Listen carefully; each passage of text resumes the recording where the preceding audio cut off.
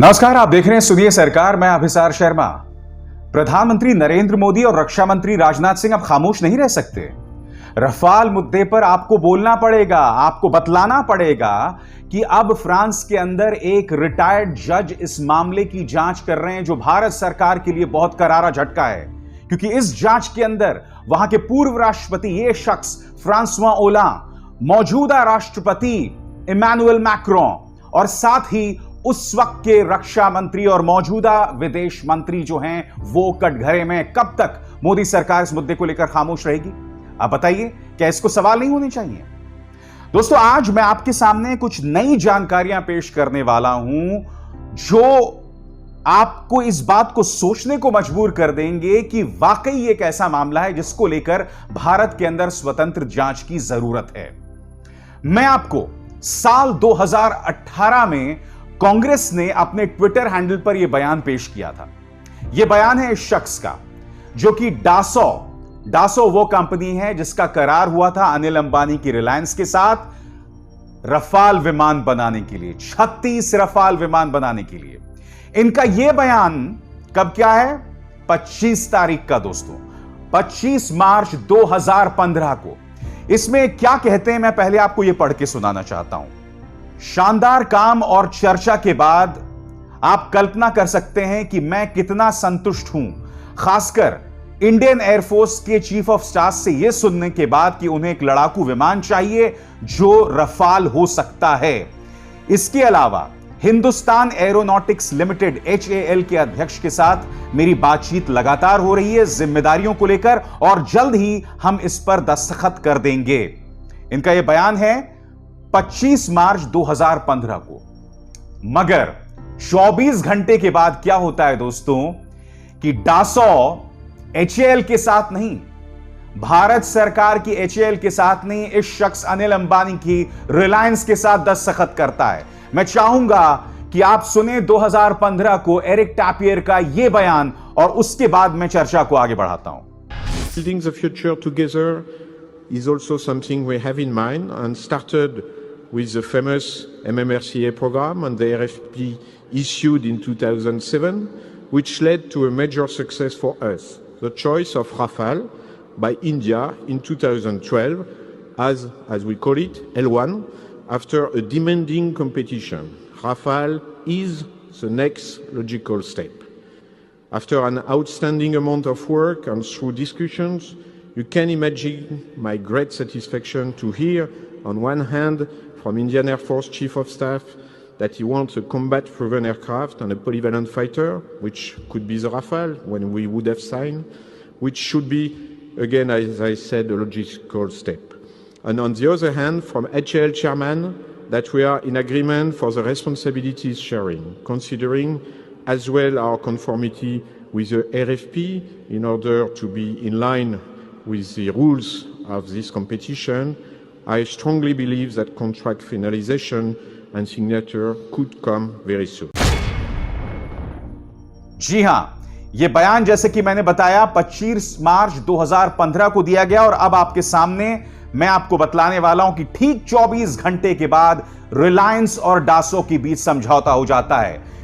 Wire की खबर, in an exclusive new report the French website Mediapart says Dassault Aviation signed its first MOU with Anil Ambani Group on March 26, 2015, और उसके 2 हफ्ते बाद François Hollande और प्रधानमंत्री नरेंद्र मोदी मुलाकात करते हैं। इसमें 2 चीजें सामने उभर कर आई हैं दोस्तों।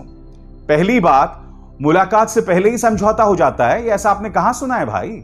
और दूसरी बात, 25 मार्च को ये कह रहे होते हैं कि भैया हम HAL के साथ, भारत सरकार की हिंदुस्तान एरोनॉटिक्स लिमिटेड के साथ समझौता करेंगे और ये समझौता बहुत अच्छा होने वाला है। और जब वो ये बयान दे रहे थे, आप देख सकते हैं भीड़ में कौन लोग बैठे हुए हैं। भीड़ के अंदर इंडियन एयरफोर्स के अधिकारी हैं, HAL यानी कि हिंदुस्तान एरोनॉटिक्स लिमिटेड के अधिकारी हैं, तमाम लोग हैं। मगर 24 घंटे के बाद मामला पूरा पलट जाता है। क्यों? मैं आपसे जानना चाहता हूं, आखिर कौन है इसके पीछे? अब मैं आपको बताना चाहता हूं दोस्तों, कांग्रेस ने प्रधानमंत्री नरेंद्र मोदी पर सीधा हमला बोला है और उन्होंने इस मुद्दे पर रक्षा मंत्री और प्रधानमंत्री की खामोशी पर सवाल उठाया है। क्या कह रहे हैं पवन खेरा, आप सुनिए। राफेल इंटर गवर्नमेंटल डील थी, दो देशों के बीच, दो सॉवरेन्स के बीच एक इंटर गवर्नमेंटल डील थी। मतलब इंटर गवर्नमेंटल डील का मतलब उसमें दो सरकारें शामिल थी, दो देश शामिल थे, एक था भारत, एक था फ्रांस। फ्रांस ने तो जांच बैठा दी, दो में से एक ने तो जांच बैठा दी, दूसरा जांच बैठाना तो बहुत दूर की बात है, एक टिप्पणी नहीं, एक शब्द नहीं, और ये एक ऐसी सरकार है जो सिर्फ और सिर्फ बोलने के लिए जानी जाती, वहां भी चुप्पी। और किसी चीज के लिए जाने नहीं जाते प्रधानमंत्री, सिर्फ बोलने में जाने जाते, और वहां से तो बिल्कुल चुप्पी। रक्षा मंत्री चुप, तमाम कैबिनेट चुप। ये कोई छोटी बात नहीं है। जिसको पैसे मिले, जिसको लाभ हुआ, उसने इंक्वायरी शुरू करवा दी। जिससे पैसे गए, जिसको नुकसान हुआ, वो चुप है। किसी भी स्वस्थ लोकतंत्र में क्या यह संभव है कि टैक्स पेयर का पैसा लुट रहा हो, सरेआम नुकसान पहुंचाया जा रहा हो, लेकिन जांच वहां हो रही है जिसको इस नुकसान का लाभ हुआ। जहां नुकसान हुआ वहां न जांच, न कोई टिप्पणी, न कोई वादा, न एक शब्द। इस चुप्पी की गूंज पूरे विश्व में सुनाई दे रही है। देखिए, मोदी सरकार इस मामले से अब पल्ला नहीं झाड़ सकती। बार बार यह कहा जाता है कि इस मामले में पैसे का लेन देन कहां हुआ, उसका सबूत तो दिखाइए। मैं आपको बतलाना चाहूंगा, कुछ ही दिनों पहले की बात है, रोहिणी सिंह और रवि नायर की यह रिपोर्ट आई थी वायर पर। इसमें यह बताया गया है कि डासो ने, जिसने अनिल अंबानी की कंपनी के साथ करार किया था रफाल के लिए, उसने अनिल अंबानी की एक ऐसी कंपनी में 284 करोड़ रुपए डाले हैं जो बंद पड़ी है, जहां कोई काम नहीं हो रहा है, जहां पैसे डालने का कोई फायदा नहीं है। आप बताइए ना, ऐसा कौन सा दानिशमंद, ऐसा कौन सा खुले दिल वाला बिजनेसमैन होगा जो ऐसी फर्म में पैसे डालेगा जो कि नुकसान में चल रही हो, या पूरी तरह से बंद हो, या खत्म हो। तो प्रमाण नंबर 1। इसके अलावा फ्रांस के अंदर आपको ध्यान रखना पड़ेगा, जब वो रिटायर्ड जज जांच करेगा तो वो पूरे मामले की तह तक पहुंचने वाला है। और कल्पना कीजिए कि अगर डासो का कोई अधिकारी ये कह दे उस जांच के अंदर कि रिलायंस को हमने इसलिए चुना क्योंकि भारत सरकार हम पर दबाव डाल रही थी, तब आप क्या करेंगे? आधिकारिक तौर पर एरिक टैपियर ने इस बात से इनकार किया कि हम पर कोई दबाव था, मगर उस वक्त के राष्ट्रपति फ्रांसुआ ओला ने इस बयान में, जो आपके स्क्रीन पर है टाइम्स ऑफ इंडिया का, उन्होंने कहा था कि हमारे पास कोई अधिकार नहीं था यह चुनने का कि हमारा कौन वहां पार्टनर हो। उन्होंने क्या कहा, अंग्रेजी में पढ़ के सुनाना चाहता हूं। It was the Indian government that proposed this service group, Reliance and Dassault, who negotiated with Anil Ambani. We did not have a choice. We took the interlocutor who was given to us. यानी हमें भारत सरकार ने जो कहा, हमने उसी को चुन लिया। और यही नहीं, पत्रकार यान फिलिपे, जिन्होंने ये खबर की थी रफाल पर, उन्होंने खुद इस बात की पुष्टि की कि फ्रांसुआ ओला से उनकी बात हुई थी और फ्रांसुआ ओला ने उन्हें भी यही कहा था कि हमारे पास कोई अधिकार नहीं है, हम पर रिलायंस थोप दिया गया था। क्या कहा यान फिलिपे ने, आप खुद सुनिए। First, a declaration that former President Holland made to us. And he told us that after the New Deal has been announced, he said that the Indian government proposed the Reliance Group of Mr. Anil Ambani as the main partner of Dassault, and he added that there was no choice. So basically, it was not a proposal; it was you have to take Reliance. अब सवाल यह है दोस्तों कि अगर भारत के अंदर इस मामले की जांच होती है तो यह जांच कहां से होगी? तो आपको इस चीज पर गौर करना पड़ेगा। इलेक्टोरल बॉन्ड्स क्या होते हैं?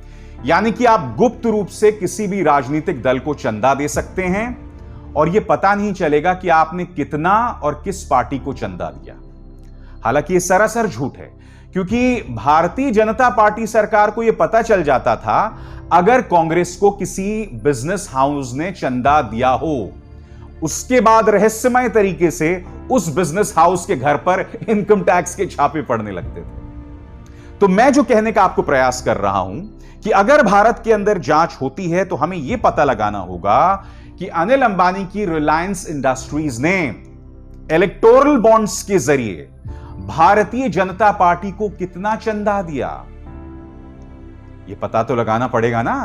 गलत कह रहा हूं मैं? और यही वजह है दोस्तों कि कांग्रेस भारतीय जनता पार्टी पर करारा हमला बोल रही है। उन्होंने साफ तौर पर कहा है कि इस सरकार में जवाबदेही नाम की कोई चीज नहीं, यह सरकार सिर्फ अपने दोस्तों के लिए काम करती है। क्या कह रहे हैं यहां पर पवन खेरा, आप खुद सुनिए। मोदी सरकार जो स्वांग तो पूरा रचती है, राष्ट्रीय सुरक्षा सर्वोपरि, राष्ट्रीय सुरक्षा सर्वोपरि, कोई समझौता नहीं, लेकिन जब इनके उद्योगपति साथियों की जेबें भरने का समय आता है तो इनकी प्राथमिकता होती है वही जो पिछले सप्ताह थी, वही जो उससे पिछले सप्ताह थी, वही जो पिछले 7 सालों से रही है, क्रोनी कैपिटलिस्ट, जिसका हिंदी अनुवाद आज तक किसी ने आप में से नहीं दिया। उनकी जेबें जब भरने का समय आता है तो राष्ट्रीय सुरक्षा सर्वोपरि सिर्फ एक नारा बन जाता है। राफेल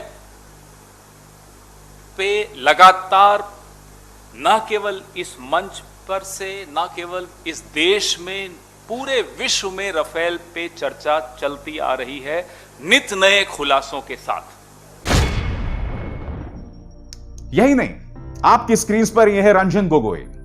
रंजन गोगोई वो शख्स हैं जिन्होंने जैसे ही बतौर चीफ जस्टिस अपने पद से इस्तीफा दिया था, या जब उनका कार्यकाल खत्म हो गया था, तो बहुत ही रहस्यमय तरीके से भारतीय जनता पार्टी की मदद से राज्यसभा में पहुंच गए।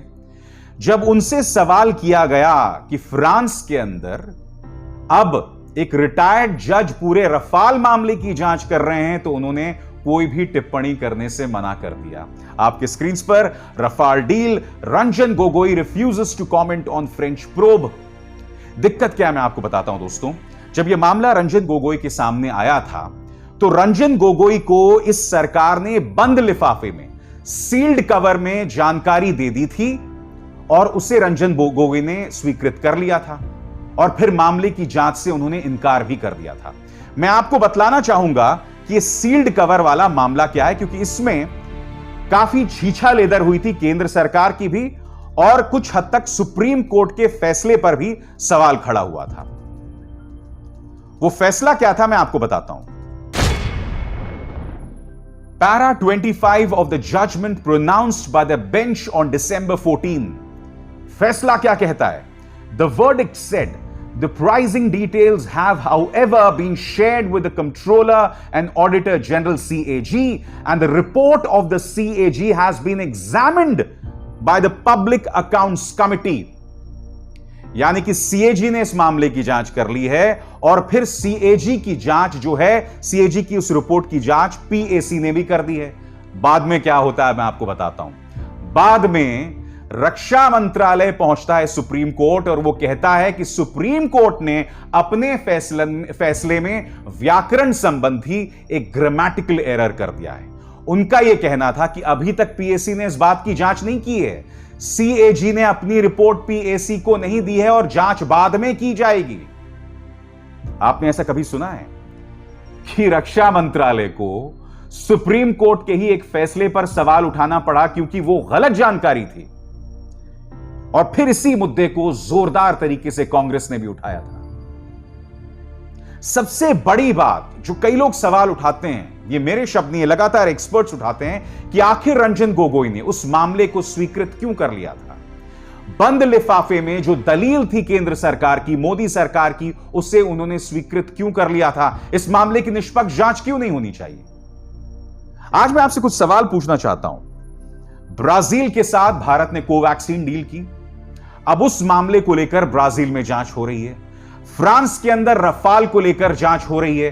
तो मैं आपसे बहुत ही स्पष्ट अंदाज में समझना चाहता हूं, जब ये तमाम आपके सामने तथ्य हैं, तो रफाल डील की जांच क्यों नहीं होनी चाहिए? बताइए, आखिर हमें डर किस बात का है? क्योंकि प्रधानमंत्री ने क्या कहा था, याद है आपको? फिर सुनिए, न खाऊंगा न खाने दूंगा। आप मुझे बताइए भाइयों बहनों, भ्रष्टाचार से मुक्ति चाहिए कि नहीं चाहिए? भ्रष्टाचार जाना चाहिए कि नहीं जाना चाहिए? हिंदुस्तान के हर कोने से भ्रष्टाचार जाना चाहिए कि नहीं जाना चाहिए? भाइयों बहनों, मैंने बिड़ा उठाया है और मेरा तो मंत्र रहा है, न खाऊंगा न खाने दूंगा। मोदी जी, कहना बहुत अच्छा लगता है, ना खाऊंगा ना खाने दूंगा, मगर ये ना खाऊंगा ना खाने दूंगा की हकीकत के जमीन पर परख होनी चाहिए कि क्या वाकई मोदी सरकार ना खाती है ना खाने देती है, या कहीं ऐसा तो नहीं है कि मित्रों का साथ और मित्रों का विकास होता है और बस जनता को कहने के लिए हो जाता है ना खाऊंगा ना खाने दूंगा। रफाल एक ऐसा मामला है दोस्तों, जो मुझे लगता है कि बोफोर्स से कम नहीं है। वो बोफोर्स जो उस वक्त की कांग्रेस के लिए शर्मिंदगी का सबब बना था, मगर उस वक्त विपक्ष ने, मीडिया ने बोफोर्स पर लगातार सवाल उठाए थे। आज चाहे मीडिया हो चाहे सरकार हो, हकीकत को लगातार दबाने का प्रयास कर रहा है। मैंने आपको इस कार्यक्रम में बताया गलतियां क्या हैं। क्या आपको लगता है कि इस मुद्दे की जांच होनी चाहिए, नहीं होनी चाहिए? जब इस मामले में इतने झोल हैं, तो ज्वाइंट पार्लियामेंट्री कमेटी इस बात की जांच क्यों नहीं करती? क्यों नहीं एक रिटायर्ड जज इस मामले की जांच करे? आखिर मोदी सरकार को डर किस बात का, मैं जानना चाहता हूं। क्यों आप हकीकत से मुंह मोड़ रहे हैं? क्या इस मुद्दे की जांच होनी चाहिए या नहीं होनी चाहिए, मैं आपसे फिर पूछना चाहता हूं। क्योंकि इस मामले में केंद्र सरकार कटघरे में है, भारतीय जनता पार्टी कटघरे में है, अनिल अंबानी रिलायंस इंडस्ट्रीज के वो कटघरे में हैं, डासो वो कटघरे में हैं। यही नहीं, रंजन गोगोई तो इस मामले में अब टिप्पणी भी नहीं कर रहे हैं, जो पहले चीफ जस्टिस थे। तो ये तमाम चेहरे, ये तमाम किरदार हैं इस मामले में, और हम इस बात से मुंह नहीं मोड़ सकते। इसे हमें उसके नेचुरल कंक्लूजन तक, इसके स्वाभाविक परिणाम तक ले जाना होगा, उसके अलावा कुछ नहीं। सुनिए सरकार में बस इतना ही। अभिसार शर्मा को दीजिए इजाजत। नमस्कार। अब खबरें पाइए सबसे पहले हमारे मोबाइल न्यूज एप्लीकेशन पर। एंड्रॉइड या iOS प्लेटफॉर्म पर जाइए, HW न्यूज नेटवर्क को सर्च कीजिए, डाउनलोड कीजिए और अपनी सुविधानुसार भाषा का चयन कीजिए। खबरों की भीड़ में अपने काम की खबर पाते रहिए।